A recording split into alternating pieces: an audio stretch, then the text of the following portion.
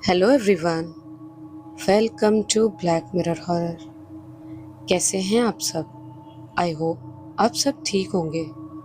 आज मैं कानपुर के गंगा बैराज की सच्ची और बेहद खौफनाक कहानी लेकर आई हूँ और उम्मीद करती हूँ कि आपको ये कहानी पसंद आएगी। कहानी पसंद आए तो इस वीडियो को लाइक और चैनल को सब्सक्राइब ज़रूर कीजिएगा।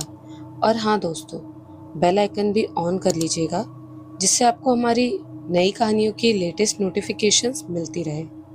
तो चलिए सुनते हैं हमारी आज की कहानी, गंगा बैराज का श्राप।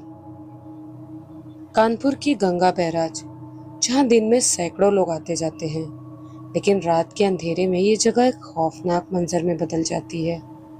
यहाँ कई लोगों ने सफेद साड़ी पहनी एक औरत को देखने का दावा किया है, जो कभी सड़क किनारे खड़ी दिखती है तो कभी हवा में तैरती हुई नजर आती है। अमित और उसके 3 दोस्त रोहन, विशाल और समीर कानपुर यूनिवर्सिटी में पढ़ते थे। भूत प्रेत की कहानियों को मजाक समझने वाले ये चारों उस रात गंगा बैराज जाने का प्लान बनाते हैं। विशाल ने हंसते हुए कहा, अगर वाकई में कोई भूत है तो आज उसे चाय पिलाकर वापस भेज देंगे। रात के 12 बज चुके थे। सर्द हवा के झोंकों ने माहौल को और रहस्यमय बना दिया था। चारों दोस्त बाइक से गंगा बैराज पहुंचे। सब कुछ सामान्य लग रहा था। बैराज के किनारे बैठकर वे हंसी मजाक करने लगे। तभी अमित की नजर दूर खड़ी एक महिला पर पड़ी। सफेद साड़ी में लिपटी, काली आंखों वाली वो महिला निर्विकार खड़ी थी, बिल्कुल निश्चल, बिना पलक झपकाए। अबे ये कौन है इतनी रात में? अमित ने धीरे से कहा। बाकी दोस्तों ने उधर देखा। महिला अब भी वहीं थी, लेकिन अब वो जमीन से थोड़ी ऊपर तैर रही थी। भूत प्रेत कुछ नहीं होते, कहकर विशाल ने पत्थर उठाया और उस महिला की ओर उछाल दिया। जैसे ही पत्थर महिला के पास पहुंचा, वो अचानक गायब हो गई। अगले ही पल एक भयानक चीख गूंजी, इतनी जोर की कि चारों के कान सुन्न पड़ गए। अमित का दिल तेजी से धड़कने लगा। उसकी बाइक का इंजन अचानक अपने आप चालू हो गया और हेडलाइट तेजी से जलने बुझने लगी। रोहन घबराकर चिल्लाया, भागो यहाँ से। चारों दोस्तों ने बाइक स्टार्ट करने की कोशिश की, लेकिन गियर जाम हो चुका था। उनकी सांसें थम गई और तभी सफेद साड़ी वाली महिला उनके ठीक सामने खड़ी थी, बिना पांव जमीन पर टिकाए। गंगा बैराज की उस वीरान रात में जो कुछ हुआ, उसने अमित, रोहन, विशाल और समीर के होश उड़ा दिए थे। अभी कुछ ही पलों पहले तक वे मस्ती में गा रहे थे, लेकिन अब उनके सामने एक ऐसी चीज खड़ी थी जिसकी कल्पना तक नहीं की थी उन्होंने। वो सफेद साड़ी में लिपटी एक महिला, जिसकी आंखें खून की तरह लाल थी, हवा में तैरती हुई उनके पास, बेहद पास आ गई थी। उसकी मुस्कान में एक अजीब सन्नाटा था, मानो मौत ने खुद उनका स्वागत करने के लिए रूप बदल लिया हो। भाई ये क्या है? रोहन का गला सूख गया और शब्द कांपते हुए निकले। उस महिला का सिर अब असामान्य रूप से एक तरफ घूम रहा था और उसके मुंह से गहराई से आते कुछ अस्पष्ट बड़बड़ाहट सुनाई दे रही थी। चारों लड़कों की सांसें रुकने लगी, जैसे शरीर में जान खींची जा रही हो। विशाल ने तुरंत बाइक स्टार्ट करने की कोशिश की, लेकिन इंजन जैसे किसी अदृश्य ताकत के कारण बार बार बंद हो जाता। तभी अचानक उस महिला का चेहरा बदल गया। उसकी त्वचा काली पड़ गई, आंखों से काले धुएं जैसे आंसू बहने लगे और फिर एक ऐसी चीख जो इंसान की तो नहीं थी, किसी शैतानी आत्मा की लग रही हो, पूरे बैराज में गूंज उठी। समीर, जो सबसे पीछे खड़ा था, अचानक जमीन पर गिर पड़ा। उसकी गर्दन पर कुछ दिखाई तो नहीं दिया, लेकिन उसकी आंखें फटी हुई थी, जैसे किसी अदृश्य शक्ति ने उसकी सांसें रोक दी हो। हमें हमें यहाँ से भागना होगा, अमित ने कपकपाती आवाज में कहा। लेकिन जब उन्होंने पीछे मुड़कर पीछे देखा तो पाया कि उनके चारों ओर पानी की लहरें तेजी से उठ रही थी।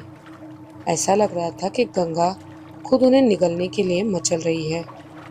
तभी महिला और करीब आ गई। अब उसके नाखून लोहे की छड़ों जैसे लंबे और पैने हो चुके थे। वो गूंजती आवाज में कहने लगी, तुमने मुझे क्यों बुलाया? अब कोई नहीं बचेगा। अचानक विशाल की आंखों के सामने एक रहस्यमय परछाई घूमने लगी। उसे एक पुराना दृश्य दिखा। सदियों पुराना गंगा बैराज एक औरत को खींचते हुए गांव के लोग ले जा रहे थे। वो रो रही थी, गिड़गिड़ा रही थी, मैंने कुछ नहीं किया, मुझे मत मारो। लेकिन किसी ने नहीं सुनी। उसे जल में धकेल दिया गया और पानी ने उसे निगल लिया। उसके ठीक पहले उसने श्राप दिया, जिसने भी मेरे साथ अन्याय किया वो इस जल से कभी मुक्त नहीं होगा। अब विशाल को समझ में आ गया था, वो आत्मा वही महिला थी जो निर्दोष होते हुए भी मार दी गई थी। अब वो हर आने जाने वाले से बदला ले रही थी। हमें माफी मांगनी होगी, अमित ने अचानक से कहा, जैसे उसकी आत्मा ने इशारा किया हो। रोहन कांपते हुए बोला, हमें कुछ भी करके यहाँ से निकलना होगा, नहीं तो हम मर जाएंगे। लेकिन तभी वो आत्मा समीर की ओर मुड़ी। उसकी भुजाएं हवा में फैल गई और समीर के ऊपर वो झपट पड़ी। समीर की चीख पूरे अंधेरे को चीरती चली गई। मुझे बचाओ, मुझे बचाओ। अमित ने आंखें बंद करके जोर से चिल्लाया, हमें माफ कर दो, हमने कुछ नहीं किया। उसकी आवाज में डर कम बल्कि सच्चाई थी। अचानक आत्मा हवा में ठहर गई। उसकी चीखें एकाएक शांत होने लगी। फिर एक तेज झोंका आया और वो धुएं में बदलकर गुम हो गई, जैसे किसी ने उसका क्रोध थोड़ी देर के लिए शांत कर दिया हो। चारों लड़कों ने बाइक स्टार्ट की और बिना पीछे देखे पूरी रफ्तार से वहां से निकल पड़े। लेकिन जब उन्होंने चैन की सांस ली और बैराज से थोड़ी दूर पहुंचे, तभी एक झाड़ी के पीछे एक पेड़ के नीचे वही सफेद साड़ी वाली आत्मा खड़ी थी, एक बार फिर उनकी ओर देखती हुई। चारों दोस्त पूरी रफ्तार में बाइक दौड़ाते हुए गंगा बैराज से बाहर निकले। ठंडी हवा उनके चेहरों से टकरा रही थी, लेकिन उनके दिलों की धड़कनें अब भी बैराज की उस डरावनी रात में अटकी हुई थी। अमित की बाइक सबसे आगे थी और पीछे विशाल बैठा था। अचानक विशाल ने अमित के कंधे पर कसकर पकड़ लिया और कांपती आवाज में कहा, भाई पीछे मत देखना, लेकिन वो हमारे पीछे है। अमित के हाथ सुन्न पड़ गए, लेकिन डर के बावजूद उसने आईने में झांक कर देखा।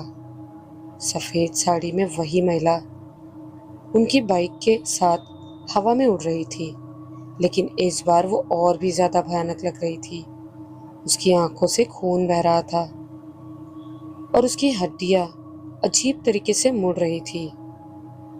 तेज चला, जल्दी, समीर ने रोहन से चिल्लाते हुए कहा। रोहन ने एक्सीलेटर घुमाया, लेकिन बाइक के पहिए अचानक जमीन से ऊपर उठ गए, जैसे किसी अदृश्य शक्ति ने उन्हें पकड़ लिया हो। चारों अब बुरी तरह फंस चुके थे। वे जैसे जैसे आगे बढ़ रहे थे, रास्ता अचानक अनजाना सा लगने लगा।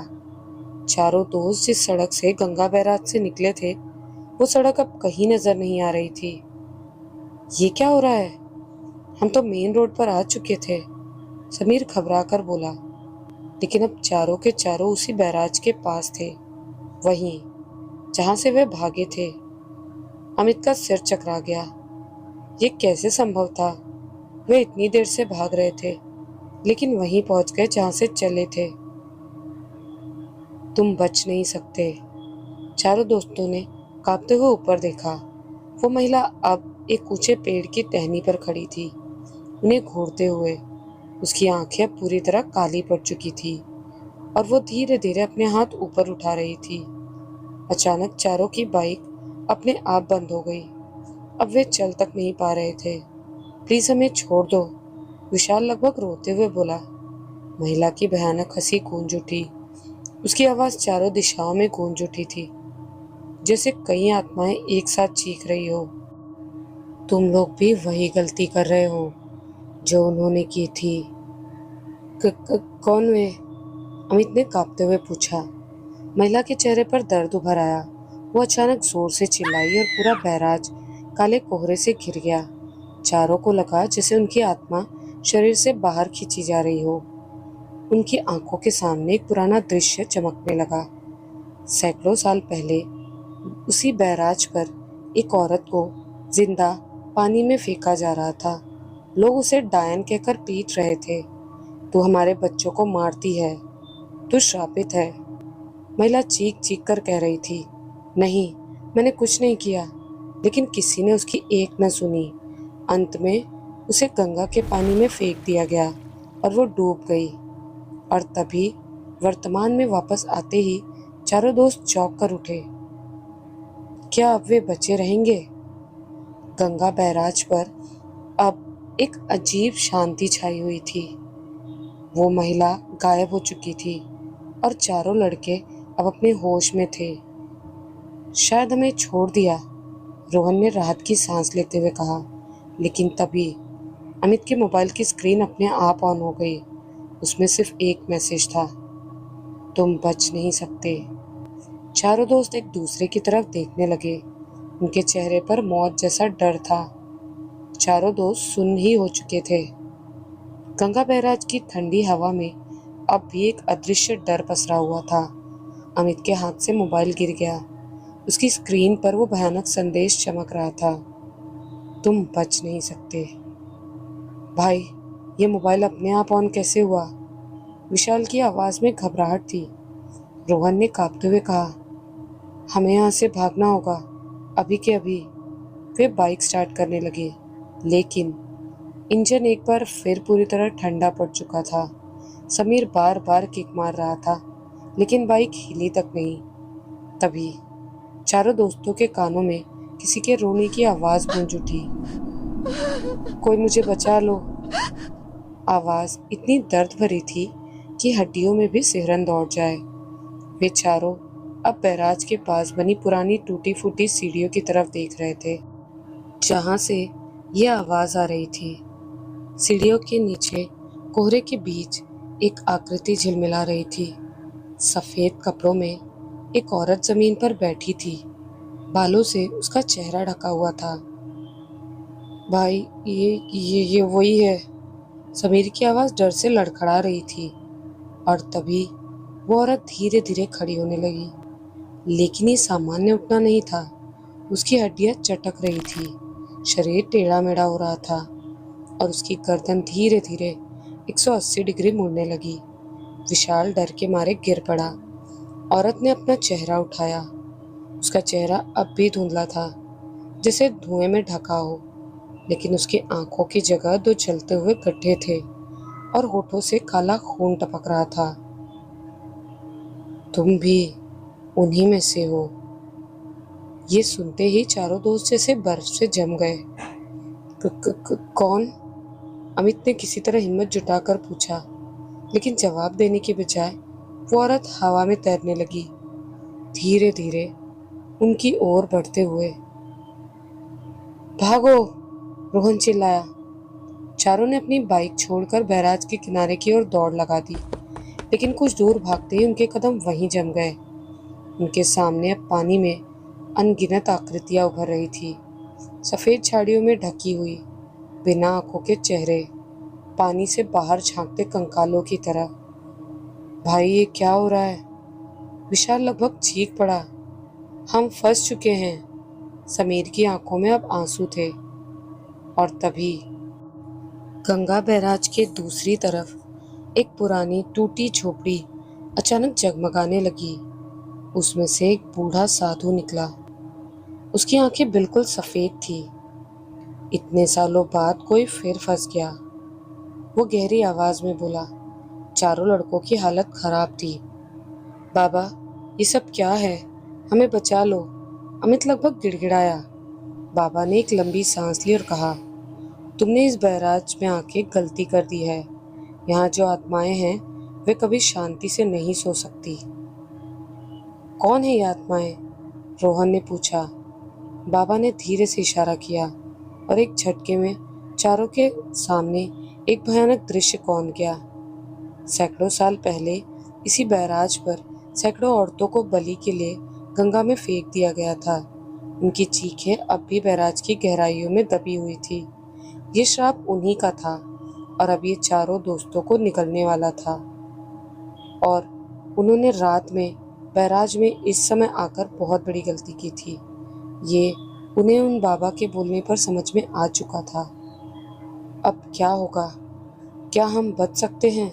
विशाल ने हिम्मत जुटाकर पूछा। बाबा ने गहरी नजरों से देखा और कहा, अगर तुमने एक भी गलती की तो अगला सूरज नहीं देख पाओगे।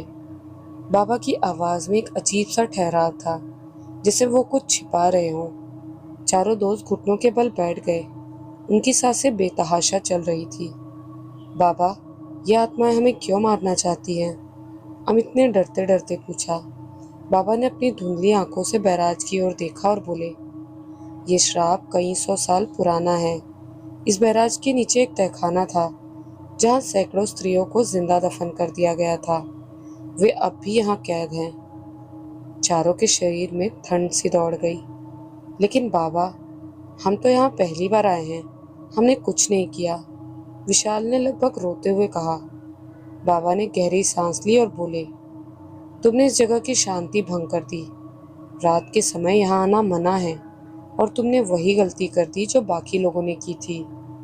समीर ने कांपते हुए पूछा, बाकी लोग कौन? बाबा ने अपना सिर झुका लिया। जो यहाँ आए वे लौट कर नहीं गए। इतना सुनते ही चारों दोस्तों की धड़कनें तेज हो गई। बाबा प्लीज हमें बचा लो, रोहन ने घबराते हुए कहा। बाबा ने अपने कमरे में बंधी हुई एक पुरानी हड्डी निकाली और जमीन पर एक चक्र बनाया। इस दायरे के अंदर आ जाओ, लेकिन याद रखना, कोई भी आवाज सुने तो बाहर मत जाना। चारों लड़के एक दूसरे की तरफ देखने लगे, लेकिन उनके पास कोई और चारा नहीं था। वे तेजी से चक्र के अंदर बैठ गए। रात का अंधेरा और गहरा हो गया था। चारों लड़के अपनी धड़कनें तक सुन सकते थे। तभी बचाओ बचाओ, आवाज बैराज की तरफ से आ रही थी और वही औरत जो पहले दिखी थी अब जमीन पर घसीटते हुए उनकी तरफ बढ़ रही थी।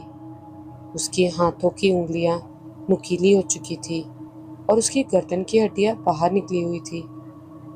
हमें बचा लो, हमारी आत्माओं को मुक्ति चाहिए, तुम ही हमारा आखिरी सहारा हो। अमित के चेहरे से पसीना टपक रहा था। बाबा, क्या हमें मदद करनी चाहिए? बाबा ने गुस्से से आंखें खोली। नहीं, ये सिर्फ छलावा है, ये तुम्हें दायरे से बाहर खींचना चाहती हैं। तभी एक भयानक चीख गूंजी और चारों लड़कों ने देखा वो औरत हवा में उड़ने लगी।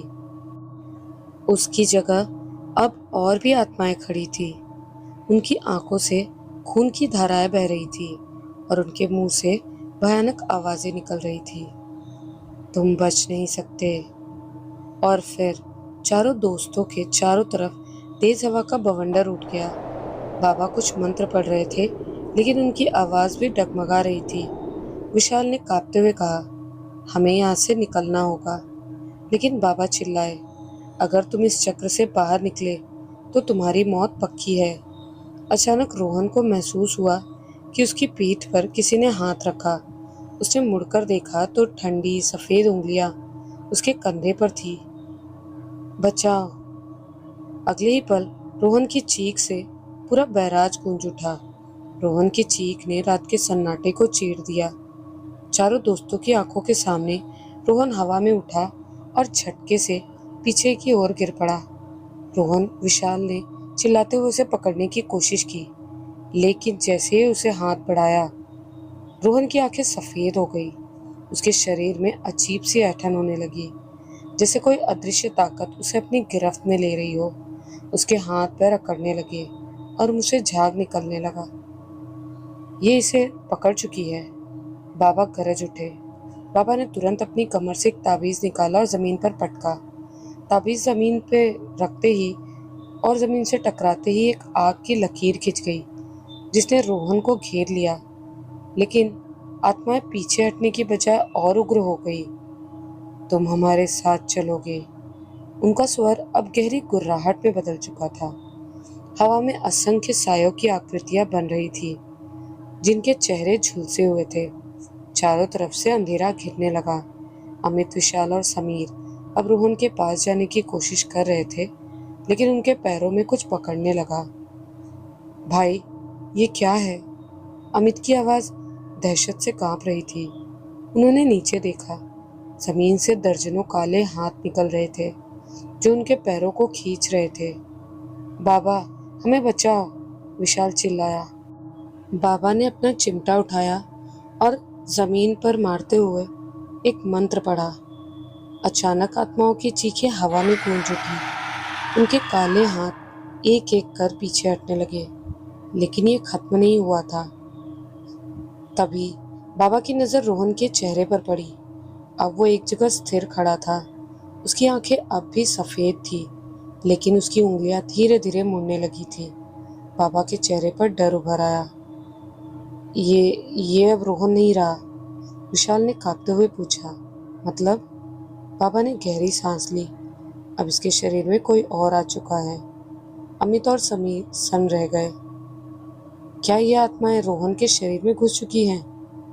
नहीं, बाबा ने कहा। ये वो आत्मा है जो सबसे शक्तिशाली थी।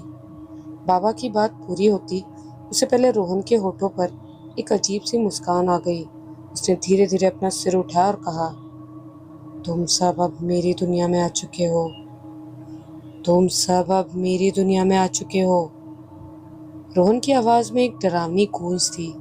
उसकी आंखें अब भी सफेद थी, लेकिन उसके चेहरे पर एक खौफनाक मुस्कान फैल गई। बाबा तुरंत समझ गए कि रोहन के शरीर पर किसी दुष्ट आत्मा का कब्जा हो चुका है। विशाल, अमित और समीर की रीढ़ में सिहरन दौड़ गई। बाबा, हमें बचाओ! समीर ने कांपते हुए कहा। बाबा ने अपने गले से एक काला धागा निकाला और उसे जमीन पर फेंक दिया। तभी रोहन जोर से हंसने लगा। उसकी आवाज अब किसी गहरे कुएं से आती हुई लग रही थी। बाबा, तुम क्या सोचते हो कि इन तंत्रों मंत्रों से हमें रोकोगे? फिर अचानक रोहन हवा में उठने लगा। उसका शरीर अकड़ गया और उसकी उंगलियां इतनी टेढ़ी हो गई कि उनकी हड्डियां चटकने लगी। अब कोई नहीं बचेगा। चारों दोस्तों के चारों ओर घना कोहरा छा गया। कोहरे से अनगिनत साए निकलने लगे, लंबे, डरावने और आंखों से खून टपकाते हुए। हमसे बच नहीं सकते। आत्माओं की गुर्राहट से पूरा बैराज हिलने लगा।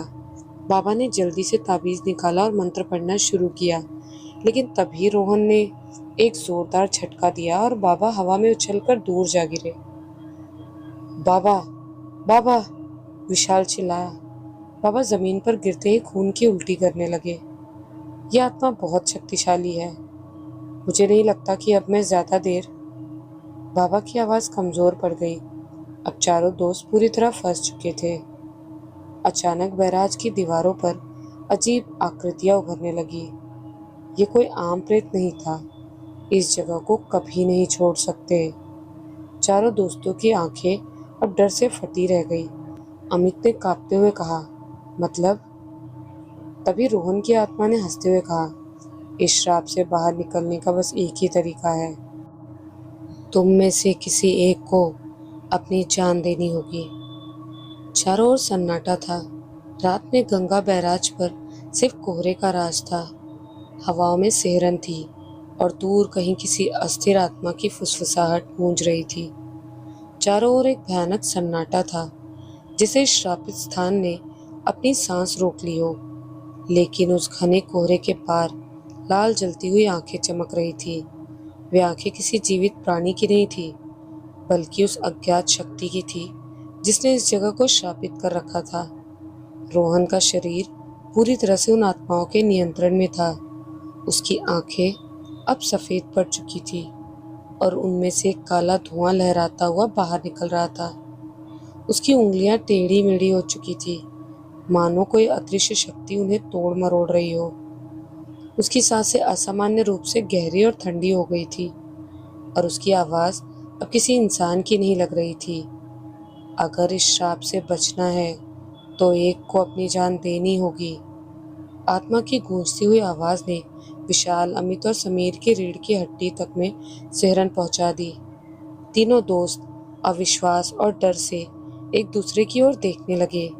क्या सच में उनकी मौत का फैसला हो चुका था? बाबा अभी भी जमीन पर गिरे हुए थे। उनकी सांसें धीमी पड़ रही थी। उन्होंने अपनी आंखें खोली, लेकिन उनके शरीर में जरा भी ताकत नहीं बची थी। अचानक जमीन हिलने लगी, हवाएं तेज हो गई, कोहरे के भीतर से कुछ आकृतियां उभरने लगी, अर्ध पारदर्शी विकृत आत्माएं जो धीरे धीरे उनकी ओर बढ़ रही थी। हमें कुछ करना होगा। समीर की आवाज भय और हताशा से कांप रही थी। विशाल ने चारों ओर देखा। अंधकार उन्हें अपनी गिरफ्त में लेने वाला था। बचने का कोई रास्ता नहीं दिख रहा था। तभी विशाल ने एक कठोर निर्णय ले लिया। अगर किसी एक को मरना ही होगा तो मैं तैयार हूँ, विशाल ने दृढ़ता से कहा। अमित और समीर ने भय और आश्चर्य से उसकी ओर देखा। नहीं विशाल, ये सही नहीं, अमित ने चीख कर कहा। हमें कोई और तरीका निकालना होगा। लेकिन उनकी बातें आत्मा को जरा भी प्रभावित नहीं कर रही थी। रोहन की आत्मा जोर से हंस पड़ी। उसकी हंसी इतनी डरावनी थी कि आसपास की हवा तक कांप उठी। अब बहुत देर हो चुकी है। तभी अमित और समीर जमीन से अचानक कई फीट ऊपर उठ गए। उनके शरीर हवा में झूल रहे थे और उनके गले पर अदृश्य हाथ कसने लगा। वे घुटन महसूस कर रहे थे।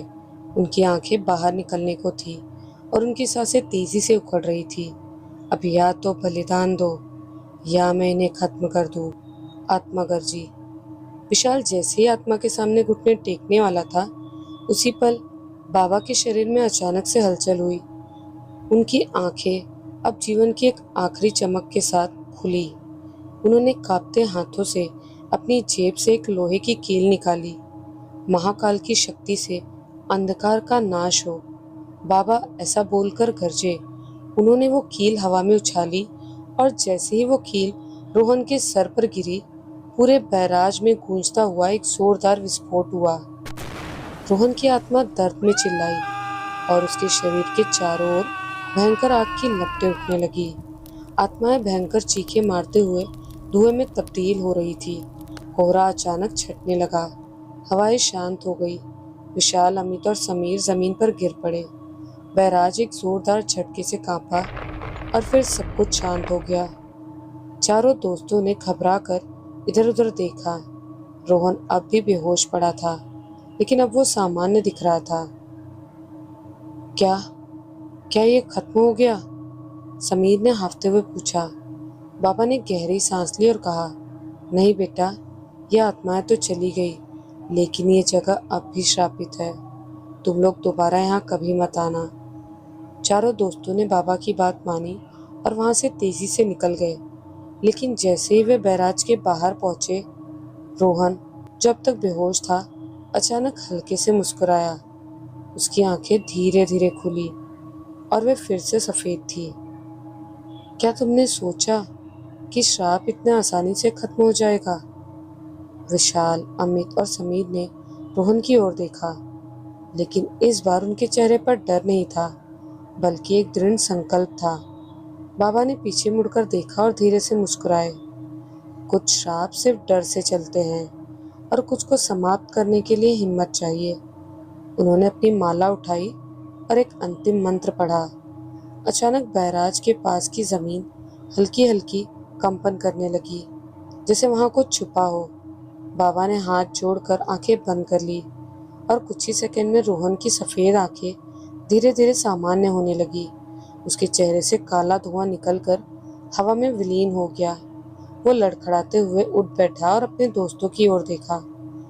ये क्या हुआ था? उसने धीमी आवाज में पूछा। विशाल, अमित और समीर ने एक दूसरे को देखा और फिर बाबा की ओर देखा। बाबा ने सिर हिलाते हुए कहा, अब तुम लोग सुरक्षित हो, लेकिन याद रखना, अंधकार को केवल रोशनी ही मिटा सकती है। चारों दोस्त वहां से चल पड़े, लेकिन गंगा बैराज के पीछे अंधेरे में कुछ और भी छुपा था।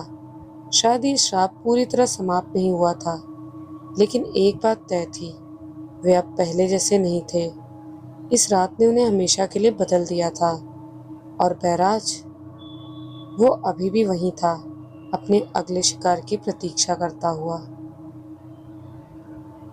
तो ये थी गंगा बैराज की एक कहानी। कहानी तो सच्ची है, पर कहानी में हमने थोड़े मोड़े बदलाव किए हैं ताकि उस कहानी और उससे जुड़े पात्रों की गोपनीयता बनाए रखे। तो आपको ये कहानी कैसी लगी, हमें कमेंट्स में ज़रूर बताइएगा। मिलती हूँ बहुत जल्द आप सभी से, ऐसी ही कुछ नई, सच्ची और डरावनी हॉरर स्टोरीज के साथ। तब तक के लिए अपना ख्याल रखिएगा। जय बाबा महाकाल।